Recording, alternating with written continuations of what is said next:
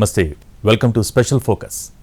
Hyderabad smartest city, peaceful నగరం, అంతేకాదు cheapest living cost city. దేశంలో ఎక్కడా లేని విధంగా హైదరాబాద్కు పేరుంది. ఇప్పుడు అదే రివర్స్ అవుతోంది.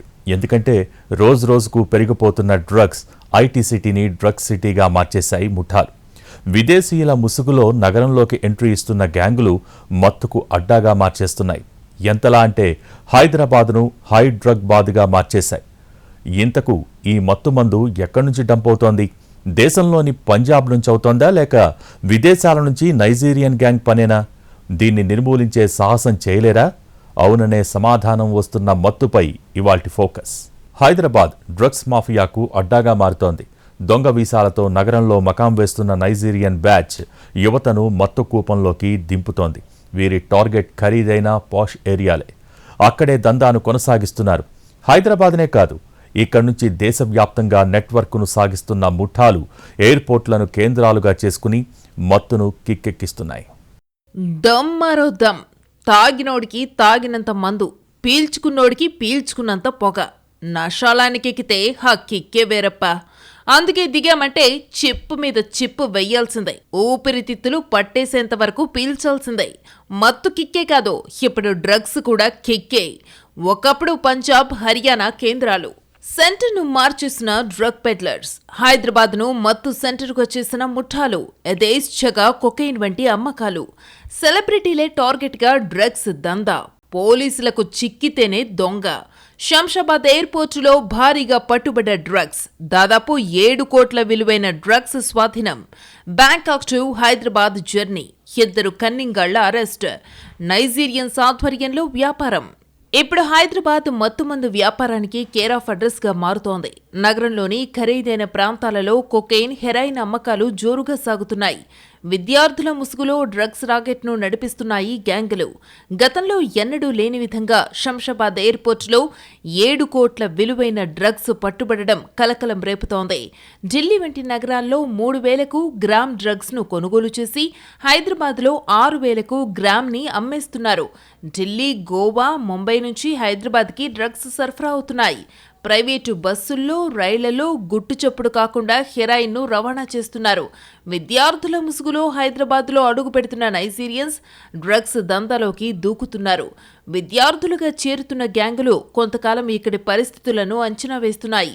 అన్ని క్లూలు దొరకబట్టుకుని కార్యకలాపాలను నిర్విరామంగా కొనసాగిస్తున్నారు. ముఖ్యంగా హైదరాబాద్లోని సెలబ్రిటీలు, ధనవంతులు ఉండే ఏరియాలో ఉంటున్న వారిని టార్గెట్గా చేసుకుని మత్తు బానిసలుగా మార్చేస్తున్నారు. ఢిల్లీ, గోవా, ముంబైల్లో తక్కువ ధరకు కొకైన్, హెరాయిన్ వంటి డ్రగ్స్ పదార్థాలను కొనుగోలు చేసి అతి రహస్యంగా హైదరాబాద్లో డ్రగ్స్ బండిని ల్యాండ్ చేస్తున్నారు. గత కొంతకాలంగా డ్రగ్స్పై నిఘా వేసిన పోలీసులు శంషాబాద్ కేంద్రంగా డ్రగ్స్ను సరఫరా చేస్తున్న ముఠాను పట్టుకున్నారు. బ్యాంకాక్ నుంచి హైదరాబాద్కు తీసుకొస్తున్న 2ని అరెస్టు చేశారు. వారిపై ఎన్టీపీసీ చట్టం కింద కేసు నమోదు చేశారు. ముఖ్యంగా హైదరాబాద్లోని బంజారా హిల్స్, జూబ్లీ హిల్స్ ప్రాంతాలను అడ్డాలుగా మార్చుకుని దందాను జోరుగా సాగిస్తున్నారు. వీరి టార్గెట్ సెలబ్రిటీలు, యూత్ మాత్రమే. వారెక్కడుంటే మత్తు గ్యాంగులు అక్కడే వాలిపోతాయి. పబ్బులు, హుక్కా పార్లర్లు, పార్టీలకు కూడా డ్రగ్స్ ను సరఫరా చేస్తున్నట్టు తెలుస్తోంది. రహస్యంగా శంషాబాద్ లాంటి పెద్ద పెద్ద ఎయిర్పోర్టుల నుంచే ఈ దందా దేశాలు దాటుతోంది. హైదరాబాద్లోని Jubilee hills, Banjara hills, Madhapur వంటి ఖరీదైన ప్రాంతాలలో డ్రగ్స్ దందాను కొనసాగిస్తున్నారు. వీరి వలలో ఎక్కువగా సెలబ్రిటీలు, పొలిటికల్ లీడర్లు మాత్రమే పడుతున్నారు. శంషాబాద్లో దొరికిన మత్తు వెనకాల ఉన్న గ్యాంగ్ ఎక్కడ? వీరెక్కడి నుంచి ఎక్కడికి డ్రగ్స్ ను సరఫరా చేస్తున్నారు? వీరికి ఎవరెవరు సహకరిస్తున్నారు? వీరి దందాకు లోకల్ పోలీసులేమైనా సహకరిస్తున్నారా? ఎక్కడెక్కడ వీరు స్థావరాలు ఏర్పాటు చేసుకున్నారు అన్న ప్రశ్నలు కూడా వస్తున్నాయి. ఆ కోణంలో కూడా విచారణ చేపడుతున్నారు పోలీసులు. పోలీసుల ప్రాథమిక విచారణలోనే సంచలనాలు బయటపడుతున్నాయి. గతంలో పలుమార్లు హుక్కా సెంటర్లు, పబ్బుల్లో దాడులు జరిగాయి. ఆ సమయంలో ఖరీదైన మద్యంతో పాటు డ్రగ్స్ కూడా లభ్యమయ్యాయి. అయితే అప్పటికే డ్రగ్స్ గుట్టు రట్టును విప్పేశారు పోలీసులు. టోలీ చౌక్, సైనిక్ పురి, తిరుమలగిరి ప్రాంతాలను అడ్డాగా చేసుకుంటున్నారు నైజీరియన్స్. గంజాయి, డ్రగ్స్ కి బానిసలుగా మారిన నైజీరియన్లు డబ్బు కోసం ఎంతకైనా తెగిస్తున్నారు. ఇప్పటివరకు డ్రగ్స్ కేసులో పట్టుబడ్డ వారిపై పీడీ యాక్ట్ కింద కేసులు నమోదు చేశారు. జైలుకు కూడా పంపారు. అయినా వీరిలో ఎలాంటి మార్పు రావడం లేదు. దొంగ దొరికినప్పుడు దొరికినప్పుడే దొంగ అన్నట్టుగా వీరి దందా యథేచ్ఛగా సాగిపోతోంది. ఒక్క హైదరాబాద్లో మాత్రమే కాదు, దేశవ్యాప్తంగా మొత్తం దందాను విస్తరించారు. అన్ని ప్రాంతాల్లో తిరుగుతూ పనులను పర్యవేక్షిస్తారు. అటు ఇటీవలి కాలంలో డ్రగ్స్ మాత్రమే కాదు, తరచుగా గంజాయి పదార్థం కూడా పెద్ద ఎత్తున నిల్వ చేస్తున్నారు. ఎప్పుడైనా టైం వచ్చిందంటే చాలు, బండ్లను రాత్రికి రాత్రే మార్చేస్తున్నారు. హైదరాబాద్ శివారులో ఉన్న మెదక్ జిల్లాతో పాటు పొరుగున ఉన్న జిల్లాల్లో కూడా ఇదే పని నడుస్తోంది. ఇందుకోసం విశాఖ, ఏజెన్సీ ప్రాంతాల్లో పెద్ద ఎత్తున గంజాయిని పండిస్తున్నారు. ఒడిశా నుంచి విశాఖ మీదుగా హైదరాబాద్కు గంజాయి సరఫరా అవుతోంది. కొన్ని నెలల రోజుల్లోనే కోట్లలో మత్తు పదార్థం పట్టుబడింది. నార్కోటిక్స్ కంట్రోల్ బ్యూరో, ఢిల్లీ పోలీసుల సంయుక్త ఆపరేషన్లో భారీగా డ్రగ్స్ పట్టుబడ్డాయి. గౌతమ్ బుద్ధ్ నగర్ జిల్లా కసానా ఇండస్ట్రియల్ ఏరియాలోని ఓ ల్యాబ్లో మెథాంఫెటమిన్ తయారు చేస్తున్నట్టు గుర్తించారు. నలుగురిని అరెస్టు చేసి 95 కిలోల మెథాంఫెటమిన్ డ్రగ్ ను సీజ్ చేశారు. అయితే నిందితులు తీహార్ జైలు వార్డెన్తో కలిసి ఈ డ్రగ్స్ తయారు చేస్తున్నట్టు పోలీసులు తెలిపారు. అలాగే ఢిల్లీకి చెందిన ఓ వ్యాపారవేత్త ఈ అక్రమ ఫ్యాక్టరీని నడిపించడంలో కీలక పాత్ర పోషించాడని చెప్పారు. విదేశాల నుంచి మెథాంఫెటమైన్ తయారీకి అవసరమైన రసాయనాలను తెప్పించినట్టు నిర్ధారించారు. ఆ వ్యాపారవేత్త ఇలాంటి ల్యాబ్స్ను గుజరాత్, రాజస్థాన్, మధ్యప్రదేశ్లలోనూ ఏర్పాటు చేసినట్టు చెప్పారు. దీనిపై కేసు నమోదు చేసుకుని దర్యాప్తు చేస్తున్నారు జీడిమెట్ల డిపో. కొకైన్ను మొదట ఉత్తేజం కోసం తీసుకుంటారు. కోకలిస్ నుంచి తయారైన కొకైన్ను ప్రాసెసింగ్ చేయటం వల్ల ప్యూరిటీ పెరిగి మత్తు ఎక్కువిస్తుందని తెలుస్తోంది. అయితే మొదట ఉత్తేజానికి తీసుకునే కొకైన్ అయినా ఆ తర్వాత బానిసలుగా మార్చేస్తుంది. ఇక ఇప్పటి నుంచి డ్రగ్స్ దందా చేస్తున్న నైజీరియన్లపై ప్రత్యేక నిఘా పెట్టారు పోలీసులు. ఢిల్లీ, గోవా, ముంబై, పంజాబ్ల నుంచి వస్తున్న డ్రగ్స్ కి అడ్డుకట్ట వేసే ప్రయత్నాలు సాగుతున్నాయి. డ్రగ్స్ సరఫరా చేస్తూ పట్టుబడ్డ వారిపై పీడీ యాక్ట్ నమోదు చేస్తున్నారు. డ్రగ్స్ మనిషి రసం పీల్చే పురుగు లాంటిది. మనిషిని నిలువెల్లా నీటి జలగల్లా పీల్చి పిప్పి చేస్తుంది. అంతేకాదు తోడేస్తాయి. ఎంతలా అంటే వాడిపోయిన తోటకూర కాడల్లా మారిపోతాడు మనిషి. కొన్ని గంటల విలాసం పేరుతో తన పతనానికి తానే వేసుకుంటున్న రోడ్ మ్యాప్ అని చెప్పొచ్చు. ఒక్కసారి డ్రగ్స్ అలవాటైందంటే చాలు, ఇక మటాషైపోయినట్టే. ఎంతలా అంటే మనిషిని ఆకాశానికి ఎగరేసి అంతే స్పీడ్తో పాతాళానికి తీసుకువెళ్లి పాతరేస్తుంది ఈ మహమ్మారి. యువత ఇంకా చెప్పాలంటే చిన్న చితక, పెద్ద ముసలి అన్న తేడా లేకుండా మత్తు వలయంలో చిక్కుకుంటోంది. సరదాగా సిగరెట్లు, మద్యంతో మొదలై క్రమంగా అలవాటు మాదక ద్రవ్యాల వరకు దారితీస్తోంది. గంజాయి విక్రయాలు నగరం నలుమూలలా జరుగుతూ ఉండడం వల్ల యువతపై డ్రగ్స్ ప్రభావం అధికంగా ఉంటోంది. పరిస్థితి విషమించే వరకు చాలా మంది తల్లిదండ్రులు గుర్తించకపోవడం వల్ల పలు కుటుంబాల వేదన వర్ణనాతీతంగా ఉంటోంది. డ్రగ్స్ కు అలవాటు పడ్డ అనేక మంది తర్వాత పెడ్లర్లుగా మారిపోతున్నారు. ఇందులో ఎక్కువగా ఇంజనీరింగ్ విద్యార్థులే ఉండడం ఆందోళనకరంగా మారింది. ఈ మధ్యకాలంలో భాగ్యనగరాన్ని డ్రగ్స్ మహమ్మారి వదిలిపెట్టేలా లేదు. ప్రతిరోజు ఎక్కడో ఓ చోట డ్రగ్స్ పట్టుబడుతూనే ఉన్నాయి. ఎక్కువ మొత్తంలో డబ్బులు సంపాదించాలనే దురాలోచనలతో యువత చెడు మార్గాలను ఎంచుకుంటోంది. చివరకు పోలీసులకు చిక్కి కటకటాల పాలైన పరిస్థితి ఏర్పడుతోంది. ఉన్నత చదువులు చదువుకుని మంచి ఉద్యోగం సంపాదించి స్థిరపడాల్సిన కొంతమంది యువత చెడు మార్గాలను ఎంచుకుని జీవితాన్ని నాశనం చేసుకుంటున్నారు. ఇటీవలే హైదరాబాద్లో భారీ డ్రగ్స్ పట్టుబడి 3 రోజులు కూడా గడవకముందే మరోసారి డ్రగ్స్ పట్టుబడ్డాయి. పక్కా సమాచారంతో డ్రగ్స్ను పట్టుకున్నారు పోలీసులు. అయితే డ్రగ్స్ విక్రయిస్తూ పట్టుబడింది మాత్రం బీటెక్ విద్యార్థి. నెల్లూరు నుంచి హైదరాబాద్కు వచ్చిన ఓ బీటెక్ విద్యార్థి డ్రగ్స్కు బానిసై చదువును చంకనాకించేశాడు. కాలేజీలో కొత్త కొత్త స్నేహాలు మొదలయ్యాయి. అదే సమయంలో కొత్త కొత్త అలవాట్లు కూడా అలవడ్డాయి. ఒకసారి గంజాయి రుచి చూశాడు. అప్పట్నుంచి అతడి జీవితమే మారిపోయింది. సరదాగా మొదలై వ్యసనంగా మారిపోయింది. డ్రగ్స్, గంజాయికి అలవాటు పడ్డాడు. డ్రగ్స్, గంజాయి లేనిదే ఉండలేని పరిస్థితికి దిగజారిపోయాడు. మత్తు పదార్థాలు ఊరికే రావు కదా, అందుకోసం డబ్బులు కావాలి. ఇంటి నుంచి అమ్మానాన్నలు పంపించే డబ్బులు సరిపోవటం లేదు. మరెలా? అందుకే తనకు అలవాటైన వాటిని అమ్మడాన్నే వృత్తిగా మార్చుకున్నాడు. ఏకంగా డ్రగ్స్ అమ్మకాలు మొదలుపెట్టాడు. డ్రగ్స్ అమ్మకాలు జరుపుతున్న సమయంలో పోలీసులకు చిక్కాడు. అంతే, ఊచలు లెక్కబెట్టాల్సి వస్తోంది. ఇది ఒక్క విద్యార్థి కథే కాదు. పేరెంట్స్ చదువు కోసం పంపుతున్న చాలా మంది విద్యార్థులు అడ్డదారుల్లో జీవితాలను నాశనం చేసుకుంటున్నారు. ఎందుకంటే డ్రగ్స్ తీసుకుంటే మొదట్లో గాల్లో తేలుతున్నట్టు ఉంటుంది. ఆ ఉత్సాహం ఆనందంతోనే సంతోషంతోనే ముంచుకొస్తుంది. అలా మొదలైన డ్రగ్స్ మనిషిని తన వశం చేసుకుంటోంది. ఆ మత్తులో ఏం చేస్తున్నామో తెలియనంత ప్రమాదకర స్థితిలోకి తీసుకెళ్తోంది. సరదా కోసం చేసుకునే డ్రగ్స్ అలవాటు బానిసల్లా మార్చేస్తూ మనిషిని ఎంతకైనా దిగజారుస్తుంది. ఎందుకంటే డ్రగ్స్ అనేది మనల్ని మనం హింసించుకునే మార్గమని చెప్పొచ్చు. దీన్ని మర్చిపోవడం అంత ఈజీ కాదు. శరీర తత్వాన్ని, మెదడు రూపాన్నే మార్చేస్తుంది. అలవాటు మార్చుకున్న తర్వాత కూడా సంవత్సరాల పాటు శరీరంలో మత్తు ఆనవాళ్లు ఉంటాయంటారు నిపుణులు. అవి జీవితకాలం వెంటాడుతూనే ఉంటాయి.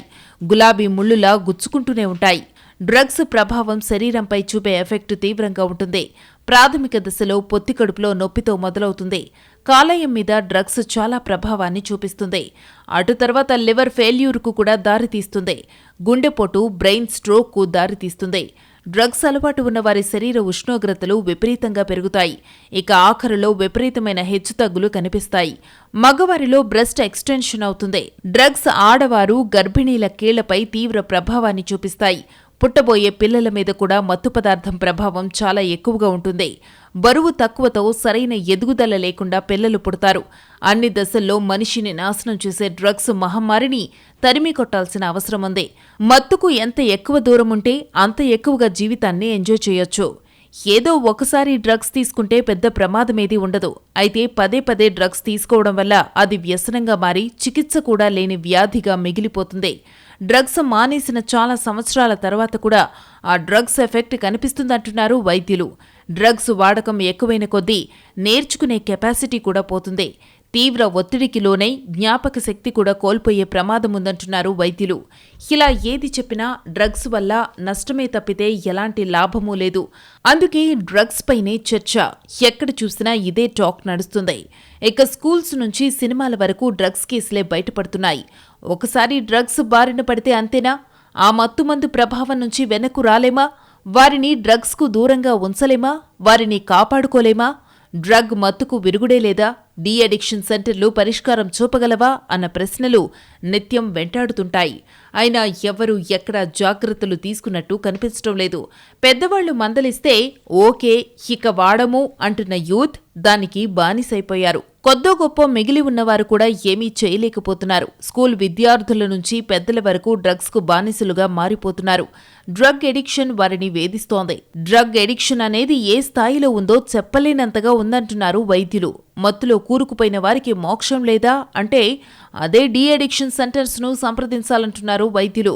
హైదరాబాద్లోనే అధికారికంగా, అనధికారికంగా డీ అడిక్షన్ సెంటర్లు చాలా వరకు ఉన్నాయి. అంటే డ్రగ్స్కు బానిసలైన వారి సంఖ్య ఏ స్థాయిలో ఉందో అర్థమవుతోంది. ఇక కొంతమంది డ్రగ్స్ అడిక్షన్ ట్రీట్మెంట్ ను తీసుకుంటున్నారు. అందులో సక్సెస్ సాధించి మళ్లీ మామూలు వ్యక్తులుగా మారిన వారు కూడా ఉన్నారు. డ్రగ్స్ కు అలవాటు పడిన వారు సరైన చికిత్స తీసుకుంటే మళ్లీ మామూలు వ్యక్తులుగా మారవచ్చంటున్నారు. డీ అడిక్షన్ సెంటర్లలో చికిత్స పూర్తిగా అందాలంటే దాదాపు 2 నెలలు పట్టే అవకాశముంది. డ్రగ్స్ కు బానిసలైన వారు వాటిని మానేసేప్పుడు డ్రగ్స్ వాడకుండా ఉంటే పెట్రాయిల్ సిస్టమ్స్ ఉంటాయి. పెట్రాయిల్ సిస్టమ్స్ వల్ల ఎదురయ్యే సమస్యలు కూడా ఎదుర్కోవాల్సి ఉంటుంది.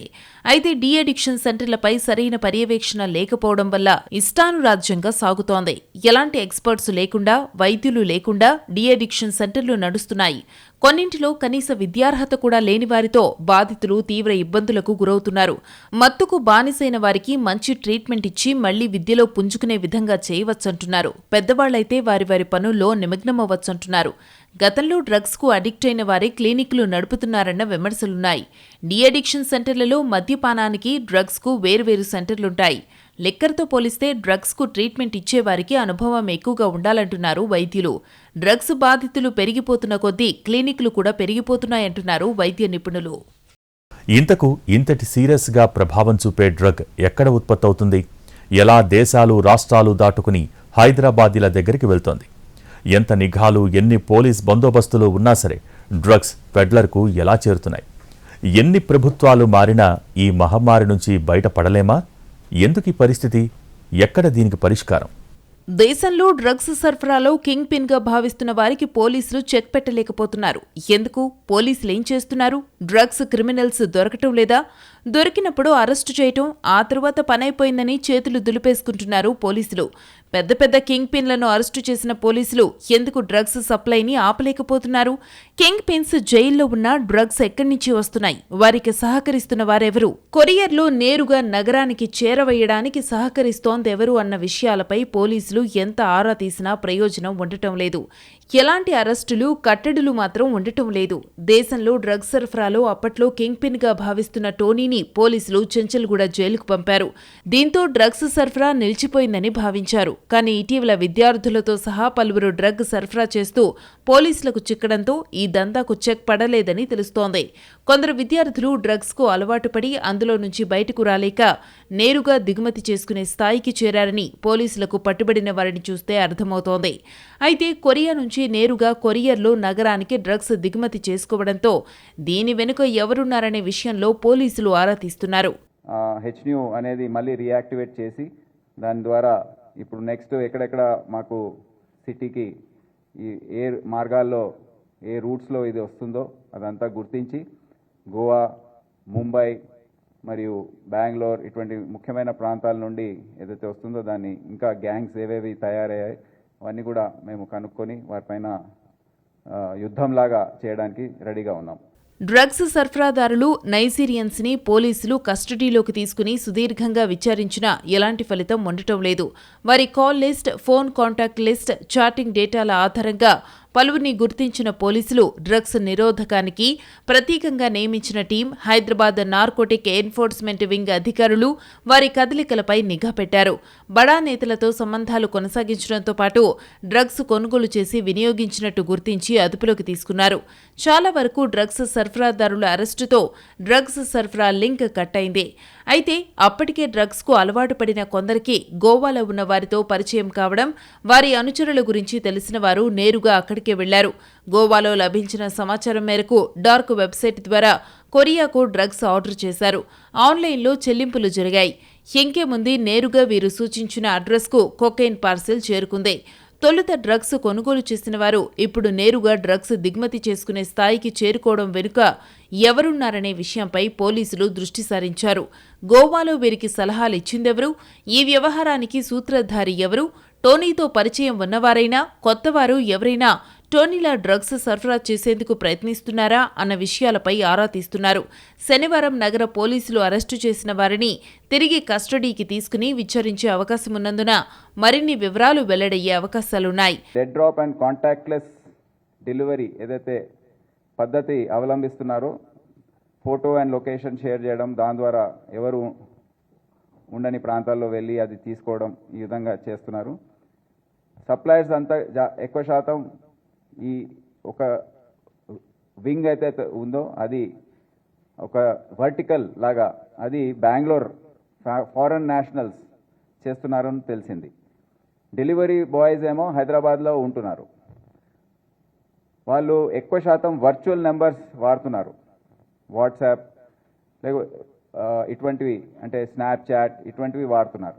డ్రగ్స్ పై ఉక్కుపాదం మోపేందుకు హైదరాబాద్ పోలీసులు 2 ప్రత్యేక విభాగాలు ప్రారంభించారు.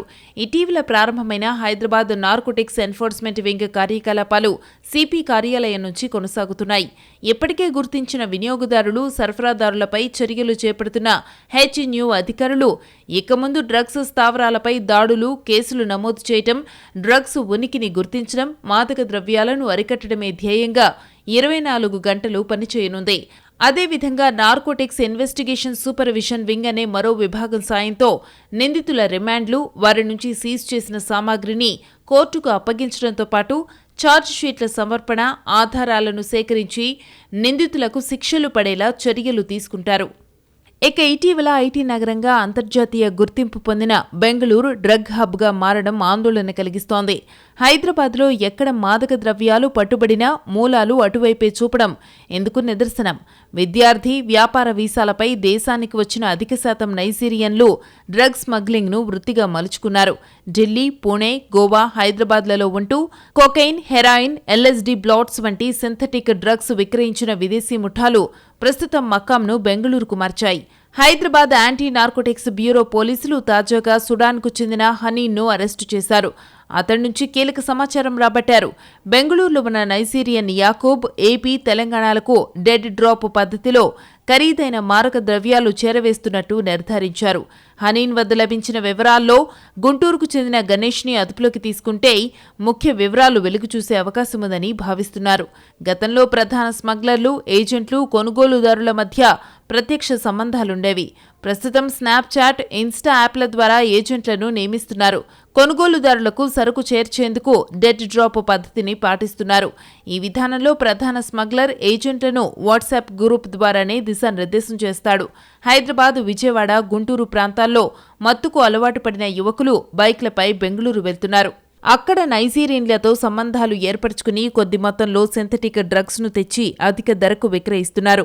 నెల రోజుల వ్యవధిలో 4-5 సార్లు వెళ్లొస్తున్న వారిలో కుర్రాళ్లు ఉన్నట్టు గుర్తించారు. కమిషన్ ఆశ చూపి పేదలు, నిరుద్యోగుల నుంచి ఖాతాలు, వాటికి లింక్ అయిన సిమ్ కార్డులను నైజీరియన్లు తీసుకుంటున్నారు. ఇలాంటి వారిపై ప్రత్యేక నిఘా పెట్టి తాట తీస్తామంటున్నారు పోలీసులు. ఈ మధ్యకాలంలో డ్రగ్స్ అమ్ముతూ పట్టుబడుతున్న వారిలో ఎక్కువగా యువత, విద్యార్థులే ఉంటున్నారు. మొదటగా యువతను టార్గెట్ చేసే సప్లయర్లు వారికి డ్రగ్స్, గంజాయిని అలవాటు చేస్తున్నారు. తర్వాత కన్స్యూమర్లుగా ఉన్నవారిని సప్లయర్లుగా మార్చుకుంటున్నారు. ఈ మధ్య పట్టుబడిన కేసులన్నిట్లోనూ సప్లయర్లుగా ఇంజనీరింగ్, ఇతర ఉన్నత చదువులు చదువుకున్న వారే ఎక్కువగా ఉంటున్నారు. వారంతా గతంలో గంజాయికి, డ్రగ్స్కి బానిసలైన వారే. ఇలాంటి వారిని కట్టడి చేస్తేనే డ్రగ్స్కి చెక్ పెట్టొచ్చు.